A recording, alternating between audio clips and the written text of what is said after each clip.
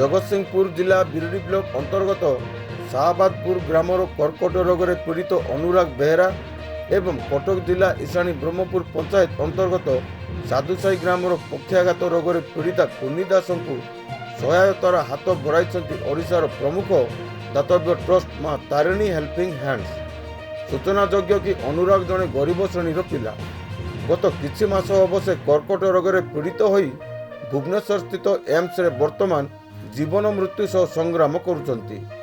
ବାପା ଜଣେ ଗରିବ ଶ୍ରେଣୀର ବ୍ୟକ୍ତି ହୋଇଥିବାରୁ ପୁଅର ଚିକିତ୍ସା କରାଇ ପାରୁନାହାନ୍ତି। ସେହିପରି କୁନି ଜଣେ ପକ୍ଷାଘାତ ରୋଗୀ, ସ୍ୱାମୀ ଜଣେ ରାଜମିସ୍ତ୍ରୀ, ପୁଅ ସଡ଼କ ଦୁର୍ଘଟଣାରେ ଆରପାରିରେ, ଝିଅ ବିବାହ କରି ଶାଶୁ ଘରେ। ପାଖରେ କେହି ନଥିବାରୁ ସ୍ୱାମୀ କାମକୁ ନ ଯାଇ କୁନିଙ୍କର ସେବା କରୁଛନ୍ତି। କାମ କରିବାକୁ ଯାଇପାରୁନାହାନ୍ତି। ତେଣୁ ଦୁଇ ଓଳି ଦୁଇ ମୁଠା ଖାଇବାକୁ ମଧ୍ୟ ନାହିଁ। ଅର୍ଥ ଅଭାବରୁ ଏହି ଦୁଇ ବ୍ୟକ୍ତିଙ୍କର ଚିକିତ୍ସାରେ ଅର୍ଥ ସାଜିଛି ବାଧକ।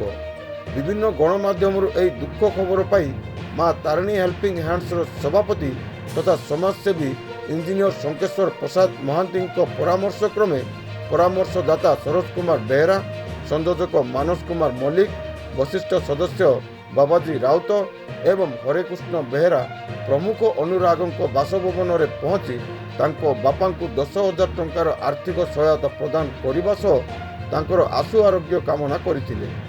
ସେହିପରି କୁନିଙ୍କ ବାସଭବନରେ ପହଞ୍ଚି ତାଙ୍କୁ 10,000 ଟଙ୍କାର ଆର୍ଥିକ ସହାୟତା ପ୍ରଦାନ କରିବା ସହ ତାଙ୍କର ଆଶୁ ଆରୋଗ୍ୟ କାମନା କରିଥିଲେ।